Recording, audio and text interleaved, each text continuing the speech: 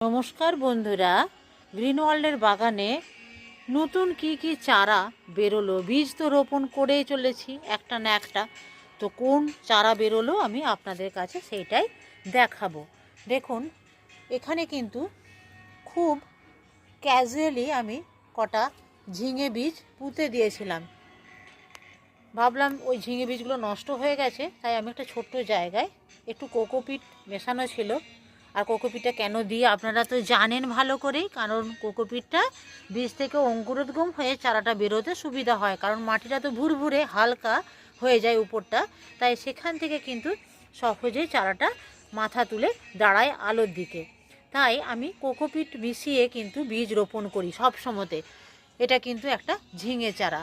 আর যখনই কোনো মাটি আমি ঢালুপুর করেছি তখনই দেখেছি কিছু না কিছু শাকের চারা, ধনে চারা এই সমস্ত বেরোতেই থাকে।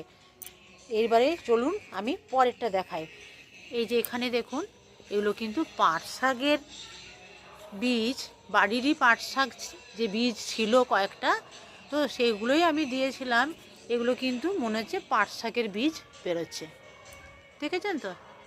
আর পেঁয়াজগুলো তো মাঝে মাঝে কল বেরিয়ে গেলে আমি তো সেগুলো রোপণ করে দিই, বেরিয়ে যায়। আর ওইখানে দেখুন বেথো শাক আর এই যে পালং শাক, এগুলো কিন্তু আমি দিইনি, এগুলো কিন্তু নিজেই বেরোচ্ছে। আর এই পাট শাকটা আমি দিয়েছিলাম। পাট শাকটা আমি কিভাবে কি করব সেটাও আমি পরবর্তী ভিডিওতে নিয়ে আসব। আর এটা তো দেখেইছেন দেশি ধনে চারা।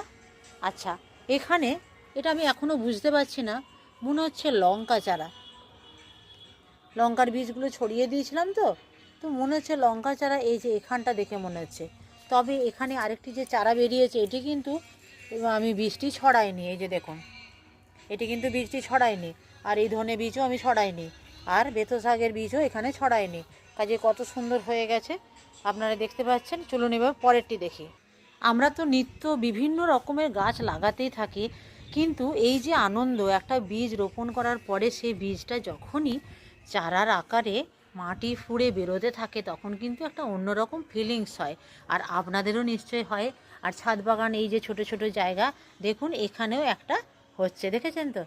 আর এইভাবে এইগুলো কিন্তু আমি কিছু ছড়াইনি, এগুলো ওই যে মাটি ঢাল উপর করতে করতে কিন্তু এগুলো আমার চারা অটোমেটিক কিছু চারা বেরিয়ে যায়।